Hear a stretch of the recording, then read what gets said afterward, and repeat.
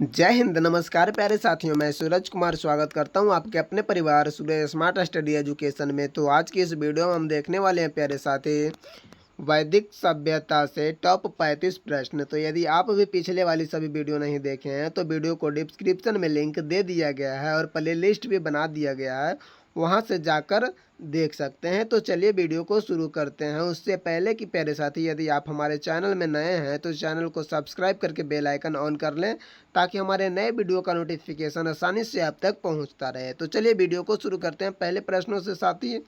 आज की क्लास ये 8वां क्लास है।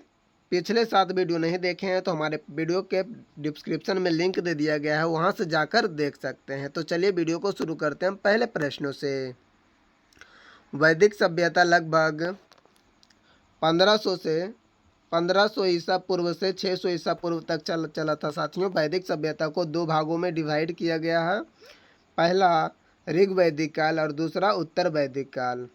ऋग वैदिक काल 1500 से 1000 ईसा पूर्व तक चला प्यारे दोस्त, और उत्तर वैदिक काल 1000 से 600 ईसा पूर्व तक चला। तो चलिए वीडियो को शुरू करते हैं प्यारे दोस्त हमारे पहले प्रश्नों से। हमारा पहला प्रश्न है प्यारे दोस्त, कहता है पूर्व या पूर्व वैदिक या ऋग वैदिक सांस्कृतिक का काल किसे माना जाता है। तो हमारा ऑप्शन होगा प्यारे दोस्त 1500 ईसा पूर्व से 1000 ईसा पूर्व तक, 1000 ईसा पूर्व से 600 ईसा पूर्व तक, और ऑप्शन सी है प्यारे दोस्त 600 ईसा पूर्व से 600 ईस्वी तक।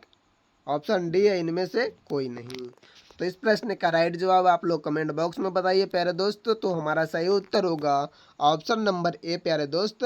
ऑप्शन नंबर ए होगा 1500 ईसा पूर्व से 1000 ईसा पूर्व तक प्यारे दोस्त। पूरा वैदिक सभ्यता पूछे प्रश्न में तो 1500 से 600 ईसा पूर्व तक मारेंगे, और सिर्फ पूछेगा ऋग वैदिक सांस्कृतिक का काल कहाँ कितने दिन से कितना दिन तक रहा, तो 1500 ईसा पूर्व से 1000 ईसा पूर्व तक हमारा सही उत्तर होगा। तो चलिए नेक्स्ट प्रश्न देखते हैं प्यारे दोस्त। क्वेश्चन नंबर दूसरा कहता है उत्तर वैदिक सांस्कृतिक का काल किसे माना जाता है प्यारे दोस्त। तो हमारा ऑप्शन होगा 1500 ईसा पूर्व से 1000 ईसा पूर्व तक, 1000 ईसा पूर्व से 600 ईसा पूर्व तक, 600 ईसा पूर्व से 600 ईस्वी तक, और डी इनमें से कोई नहीं। तो हमारा सही जवाब हो जाएगा प्यारे दोस्त ऑप्शन नंबर बी प्यारे दोस्त, सही हो जाएगा। ध्यान रखेंगे 1000 ईसा पूर्व से 600 ईसा पूर्व तक। तो चलिए अगले प्रश्नों की ओर बढ़ते हैं प्यारे साथियों। उससे पहले कि यदि इस वीडियो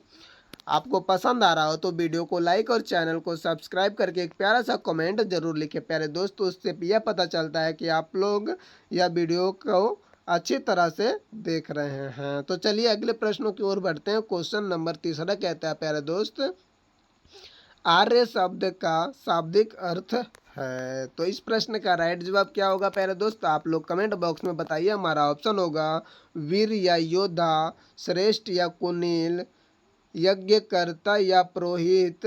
ऑप्शन नंबर डी है विद्वान। तो इस प्रश्न का राइट जवाब होगा प्यारे दोस्त ऑप्शन नंबर बी, श्रेष्ठ या कुनील। तो ध्यान रखेंगे प्यारे दोस्त, आर्य शब्द का शाब्दिक अर्थ है श्रेष्ठ या कुनील। तो चलिए अगले प्रश्नों की ओर बढ़ते हैं। क्वेश्चन नंबर 4 कहता है प्रारंभिक आर्यों के बारे में निम्न कथनों में से कौन सा सही नहीं है प्यारे दोस्त। सही नहीं है पूछ रहा है, तो ऑप्शन देखेंगे प्यारे दोस्त। ऑप्शन नंबर ए कहता है वे सांस्कृतिक बोलने वाले थे। बात सही है प्यारे दोस्त, संस्कृत बोलने वाले थे।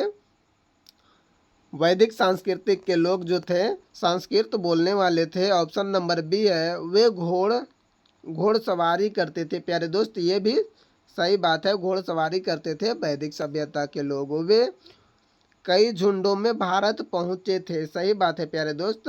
ऑप्शन नंबर सी भी सही, ऑप्शन नंबर बी और option number A, option number C सही है प्यारे दोस्त, परंतु ऑप्शन नंबर डी गलत है। इस प्रश्न का राइट जवाब ऑप्शन नंबर डी होगा प्यारे दोस्त। वे मुख्यतः नगरों में निवास करते थे। ये गलत है, नगरों में निवास करते थे सिर्फ सिंधु घाटी सभ्यता के लोग। वैदिक सभ्यता के लोग नहीं करते थे नगरों में निवास। तो इस प्रश्न का राइट जवाब ऑप्शन नंबर डी हो जाएगा प्यारे दोस्त। वे मुख्यतः नगरों में निवास करते थे। ये गलत है प्रश्न के अनुसार। तो चलिए अगले प्रश्नों की ओर बढ़ते हैं प्यारे दोस्त। हमारा अगला प्रश्न देखते हैं। आशा करता हूँ कि वीडियो पसंद आ रहा होगा प्यारे दोस्त, क्वेश्चन समझ में आ रहा होगा। तो चलिए देखते हैं अगला प्रश्न। क्वेश्चन नंबर 5 कहता है, इनमें से किस फसल का ज्ञान वैदिक काल के लोगों को नहीं था प्यारे दोस्त। तो इस प्रश्न का राइट जवाब आप लोग कमेंट बॉक्स में बताइए प्यारे दोस्त। हमारा ऑप्शन है जौ, गेहूँ, चावल और तंबाकू। तो इस प्रश्न का राइट जवाब होगा प्यारे दोस्त ऑप्शन नंबर डी, तंबाकू। तंबाकू का जो वैदिक काल के लोगों को तंबाकू का ज्ञान नहीं था। जौ और गेहूं चावल का ज्ञान हो गया था प्यारे दोस्त, परंतु तंबाकू का ज्ञान नहीं हुआ था। इस प्रश्न का राइट जवाब ऑप्शन नंबर डी हो जाएगा। तो चलिए अगले प्रश्नों की ओर बढ़ते हैं। क्वेश्चन नंबर 6 कहता है, उत्तर वैदिक काल के वेद वेद विरोधी और ब्राह्मण विरोधी धार्मिक अध्यापकों को किस नाम से जाना जाता है। तो इस प्रश्न का राइट जवाब आप लोग कमेंट बॉक्स में बताइए प्यारे दोस्तों। हमारा ऑप्शन है यजमान।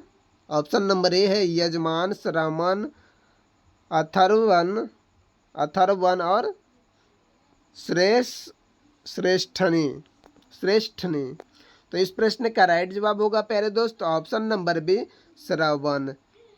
वेद विरोधी और ब्राह्मण विरोधी धार्मिक अध्यापकों को श्रमण के नाम से जाना जाता था प्यारे दोस्त, ध्यान रखेंगे। तो चलिए अगले प्रश्न की ओर बढ़ते हैं। क्वेश्चन नंबर 7 कहता है, वैदिक गणित क्या है। वैदिक गणित का महत्वपूर्ण अंग है प्यारे दोस्तों। हमारा ऑप्शन होगा शतपथ ब्राह्मण, अथर्ववेद, शुल्ब सूत्र और छंदों की उपनिषद। तो प्यारे दोस्त इस प्रश्न का राइट जवाब होगा ऑप्शन नंबर सी, शुल्ब सूत्र को वैदिक गणित का महत्वपूर्ण अंग माना जाता था। तो इस प्रश्न का राइट जवाब ऑप्शन नंबर सी होगा प्यारे दोस्त, ध्यान रखेंगे। तो चलिए अगले प्रश्नों की ओर बढ़ते हैं प्यारे दोस्त। हमारा अगला प्रश्न क्वेश्चन नंबर 8 कहता है, किस वेद में प्राचीन वैदिक युग की संस्कृति के बारे में सूचना दी गई है। तो इस प्रश्न का राइट जवाब होगा प्यारे दोस्त आप लोग कमेंट बॉक्स में बताइए अगर आप पहले से जानते हैं तो।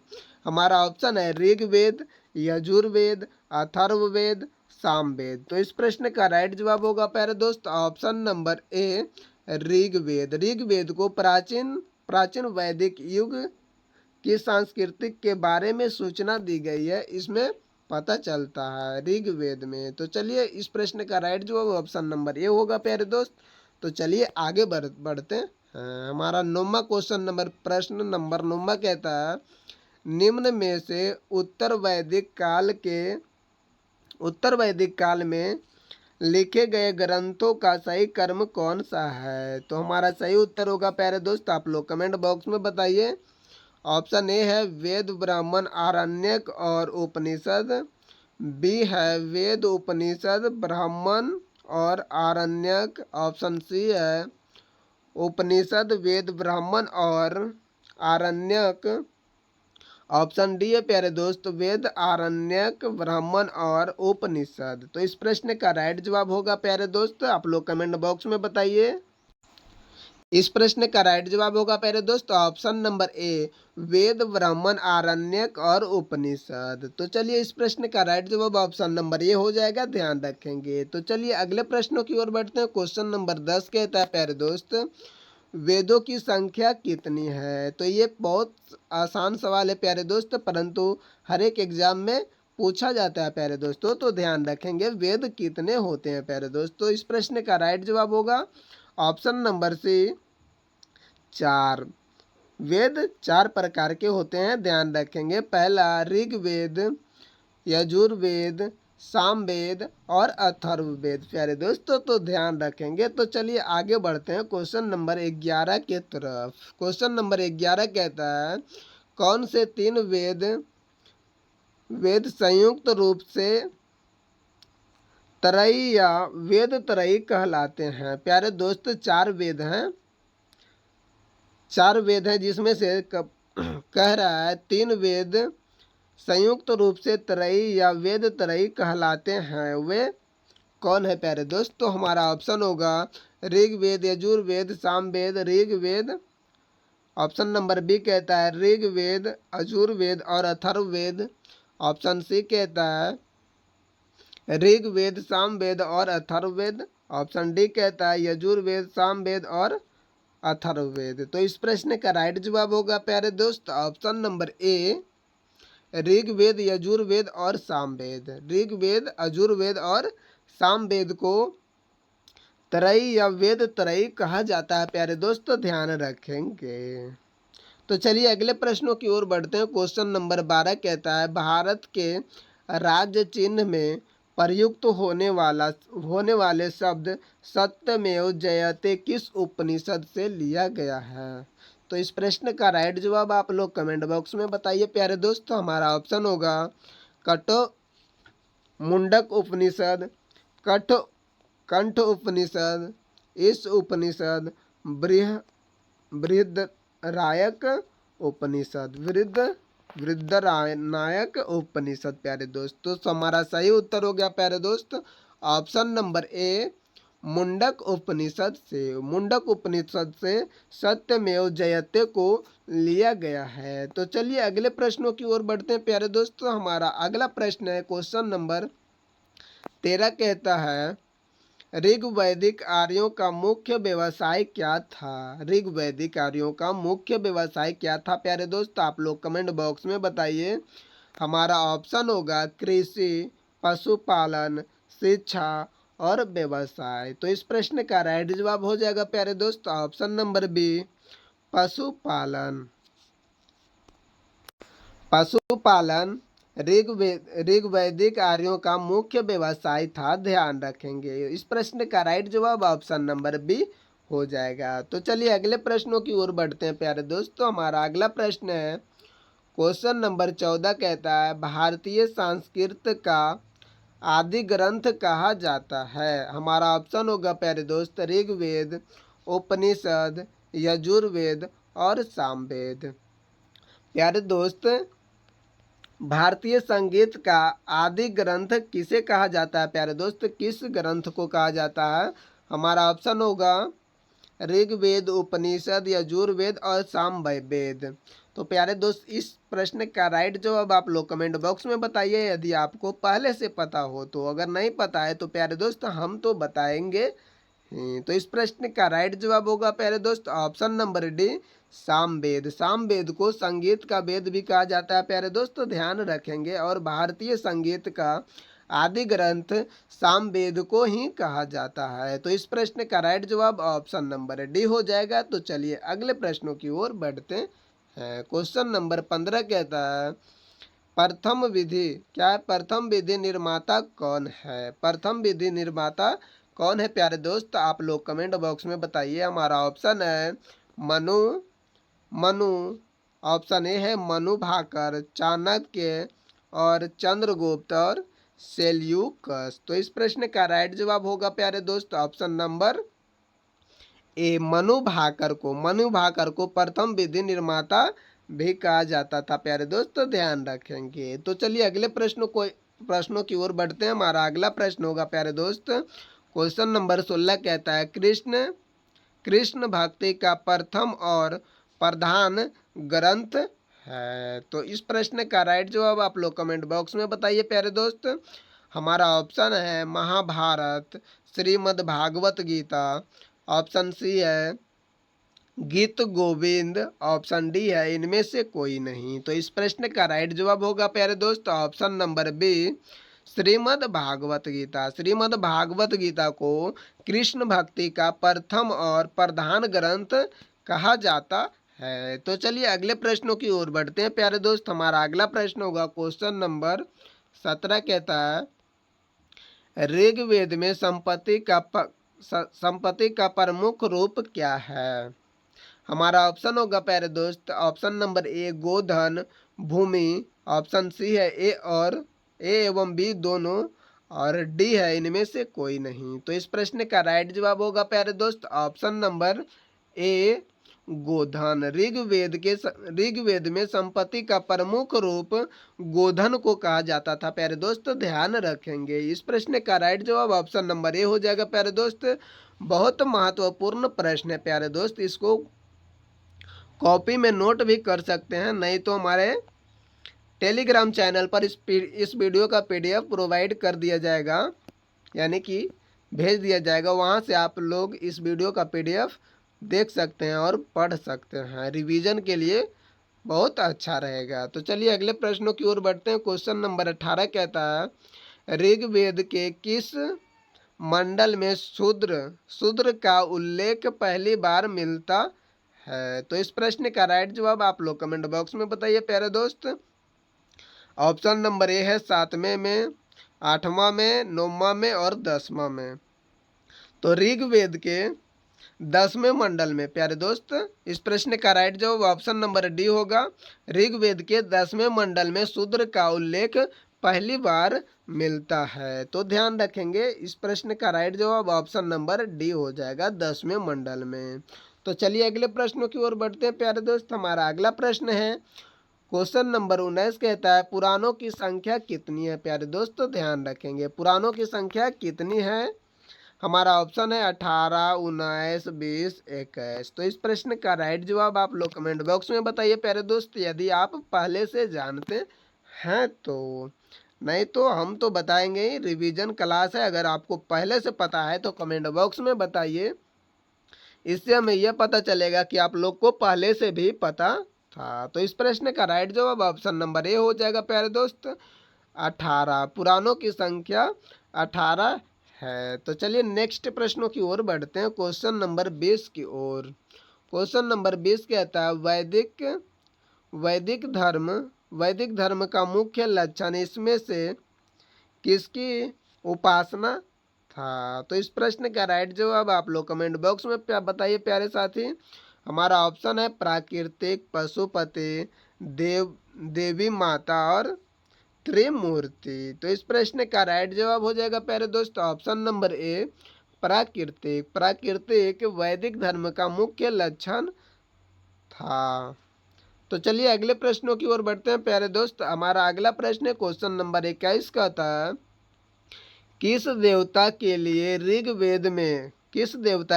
ऋग्वेद में पुरंदर शब्द का प्रयोग हुआ है? तो इस प्रश्न का राइट जवाब आप लोग कमेंट बॉक्स में बताइए प्यारे दोस्त। हमारा ऑप्शन है इंद्र, अग्नि, वरुण, सोम। तो इस प्रश्न का राइट जवाब हो जाएगा प्यारे दोस्त ऑप्शन नंबर ए इंद्र को देवता के लिए ऋग्वेद में पुरंदर शब्द का प्रयोग किया गया है। तो इस प्रश्न का राइट जवाब ऑप्शन नंबर ए होगा प्यारे दोस्तों, ध्यान रखेंगे। तो चलिए अगले प्रश्नों की ओर बढ़ते हैं। हमारा अगला प्रश्न है सुलभ सूत्र किस विषय से संबंधित पुस्तक है? तो इस प्रश्न का राइट जवाब आप लोग बताइए प्यारे दोस्त। हमारा ऑप्शन है ज्योतिष, गणित और खगोल। तो इस प्रश्न का राइट जवाब होगा प्यारे दोस्त ऑप्शन नंबर ए ज्योतिष इस प्रश्न का राइट जवाब होगा। तो चलिए अगले प्रश्नों की ओर बढ़ते हैं प्यारे साथी। हमारा अगला प्रश्न क्वेश्चन नंबर 23 कहता है तस्मय क्या असत्यो माँ प्यारे दोस्त असत्यो माँ सदगमय और तमस्यो माँ ज्योतिगमय मृतज्ञो अमृत गमय कहाँ से लिया गया है? तो हमारा ऑप्शन होगा प्यारे दोस्त उपनिषद, वेदांग, महाकाव्य और पुराण। तो इस प्रश्न का राइट जवाब होगा प्यारे दोस्त ऑप्शन नंबर ए उपनिषद से लिया गया है प्यारे दोस्त ये वाक्य, ध्यान रखेंगे। तो चलिए अगले प्रश्नों की ओर बढ़ते हैं प्यारे साथी। हमारा अगला प्रश्न क्वेश्चन नंबर 24 कहता है आर्य भारत में बाहर से आए और सर्वप्रथम बसे। तो इस प्रश्न का राइट जवाब आप लोग कमेंट बॉक्स में बताइए प्यारे दोस्तों। हमारा ऑप्शन होगा सामा तट में, प्राग्ञ ज्योतिष में, पंजाब में और पंचाल में। तो इस प्रश्न का राइट जवाब होगा प्यारे दोस्त ऑप्शन नंबर सी, पंजाब में। पंजाब में सबसे पहले आर्य भारत आए थे, आर्य बाहर से भारत आए थे और पंजाब में बसे थे। तो इस प्रश्न का राइट जवाब ऑप्शन नंबर सी हो जाएगा प्यारे दोस्त, पंजाब। तो चलिए अगले प्रश्नों की ओर बढ़ते हैं प्यारे दोस्त। हमारा अगला प्रश्न है क्वेश्चन नंबर 25, कहता है सूची 1 को सूची 2 के साथ सम्मिलित कीजिए। सूची 1 में कहता है प्यारे दोस्त वेदांग के बारे में दिया गया है और सूची 2 के यज्ञकर्ता के बारे में दिया गया है प्यारे दोस्त। तो ध्यान रखेंगे। कहता है हड़प्पा, हड़प्पा किस नदी के किनारे है प्यारे दोस्तों? यदि आप लोग को पता है तो कमेंट बॉक्स में बताइए, नहीं तो हम कराएंगे ही। हड़प्पा रावी नदी के किनारे है प्यारे दोस्तों, ध्यान रखेंगे। और ऋग्वेद, ऋग्वेद को पढ़ने वाला या यज्ञकर्ता को होत्र कहते हैं, होत्र या होता कहते हैं, ध्यान रखेंगे प्यारे दोस्त। और यजुर्वेद को अथर्ववेद, अथर्ववेद कहते हैं, अधर्यु सॉरी, यजुर्वेद को अधर्यु कहा जाता है। और सामवेद को प्यारे दोस्त, सामवेद को उदार्त या उगाता, उद्गाता कहा जाता है या उदार्त कहा जाता है प्यारे दोस्त, ध्यान रखेंगे। और अथर्ववेद को ब्राह्मण भी कहा जाता है। तो इस प्रश्न का राइट जवाब होगा प्यारे दोस्त ऑप्शन नंबर ए, 1 2 3 4 प्यारे दोस्त। 2 गो 1 दिया गया है और 2 गो ए दिया गया है, तो इसमें कंफ्यूज नहीं होंगे। तो इस प्रश्न का राइट जवाब ऑप्शन नंबर ए हो जाएगा, ध्यान रखेंगे। तो चलिए अगले प्रश्नों की ओर बढ़ते हैं प्यारे दोस्तों। हमारा अगला प्रश्न है क्वेश्चन नंबर 26, कहता है वेदों को अपरुष से क्यों कहा गया है? तो इस प्रश्न का राइट जवाब आप लोग कमेंट बॉक्स में बताइए प्यारे दोस्त। हमारा ऑप्शन होगा क्योंकि वेदों की रचना देवताओं द्वारा की गई है। ऑप्शन बी है क्योंकि वेदों की रचना पुरुषों द्वारा की गई है। ऑप्शन सी है क्योंकि वेदों की रचना ऋषियों द्वारा की गई है। और ऑप्शन डी है इनमें से कोई नहीं। तो इस प्रश्न का राइट जवाब होगा प्यारे दोस्त ऑप्शन नंबर ए, क्योंकि वेदों की रचना देवताओं द्वारा की गई है। तो इस प्रश्न का राइट जवाब ऑप्शन नंबर ए होगा प्यारे दोस्तों, ध्यान रखेंगे।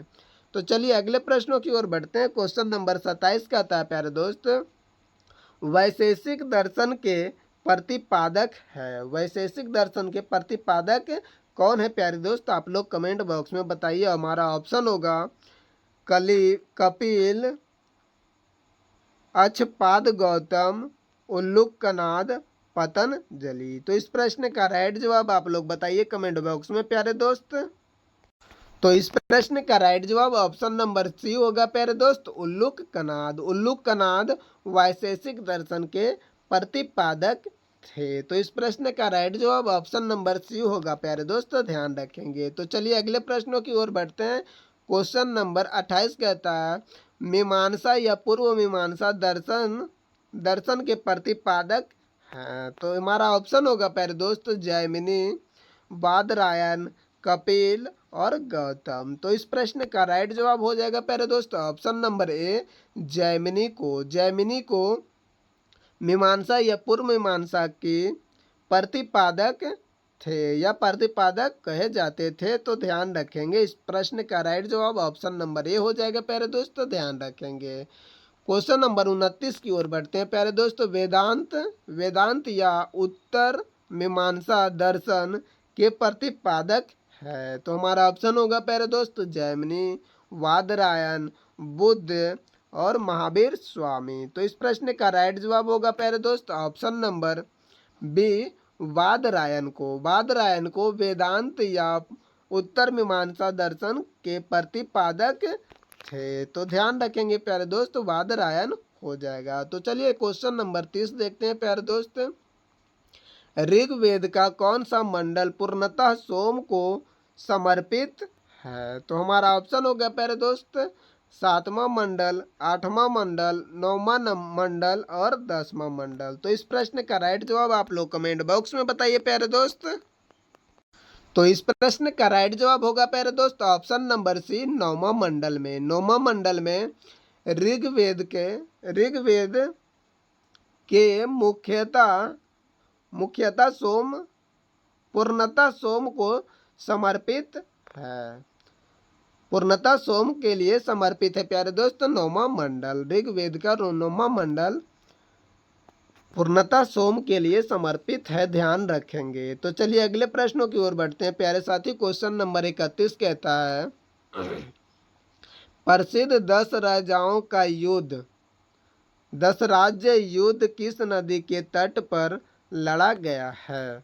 हमारा ऑप्शन होगा प्यारे दोस्त गंगा, ब्रह्मपुत्र, कावेरी और पुरुषनी। तो इस प्रश्न का राइट जवाब आप लोग कमेंट बॉक्स में बताइए प्यारे दोस्त। तो इस प्रश्न का राइट जवाब होगा प्यारे साथी ऑप्शन नंबर सी, कावेरी नदी पर। कावेरी नदी पर प्रसिद्ध 10 राज्य युद्ध, 10 राज्य युद्ध लड़ा गया था प्यारे दोस्त कावेरी नदी पर। इस प्रश्न का राइट जवाब ऑप्शन नंबर सी हो जाएगा प्यारे साथी, ध्यान रखेंगे। तो चलिए क्वेश्चन नंबर 32 की ओर बढ़ते हैं।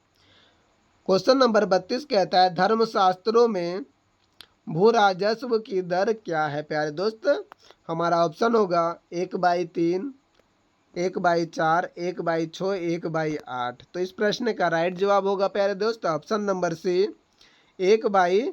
1/6 धर्मशास्त्रों में भू राजस्व की दर है प्यारे साथी, ध्यान रखेंगे।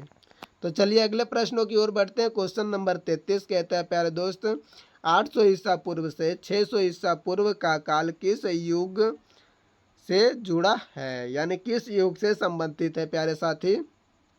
ऑप्शन नंबर ए है ब्राह्मण युग, सूत्र युग, रामायण युग और महाभारत युग। तो इस प्रश्न का राइट जवाब आप लोग कमेंट बॉक्स में बताइए प्यारे दोस्त, यदि आप जानते हैं तो। नहीं तो हम बता रहे हैं ऑप्शन नंबर ए होगा ब्राह्मण युग।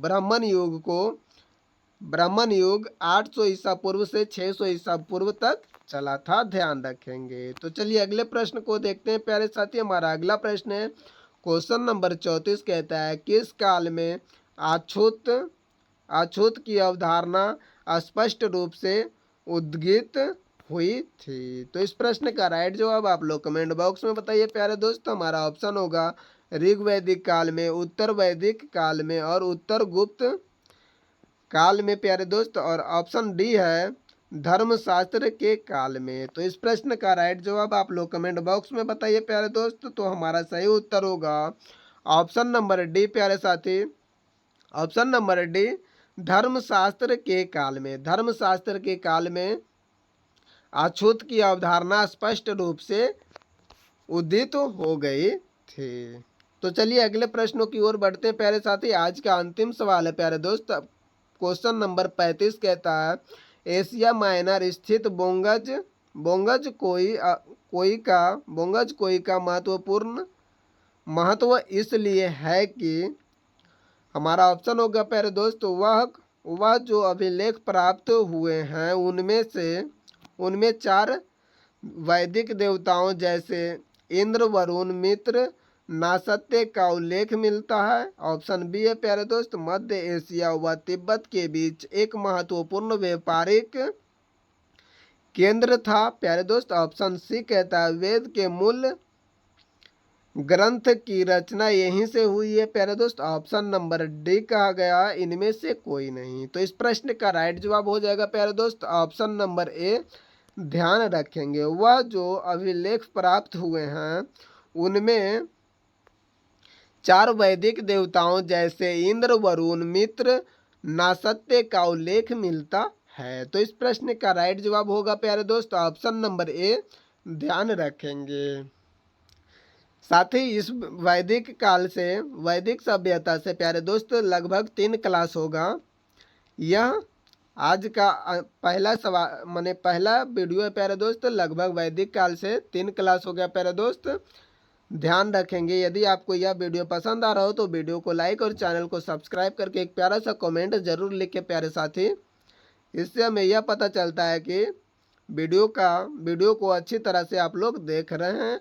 हाँ, तो चलिए आज के लिए इतना ही। आगे मिलते हैं नेक्स्ट वीडियो में, तब तक के लिए जय हिंद जय भारत। यदि आप चाहते हैं इस वीडियो का PDF फ्री में लेना तो हमारे टेलीग्राम चैनल को ज्वाइन कर सकते हैं। प्यारे दोस्त, आज अंतिम बार बोल दिए हैं।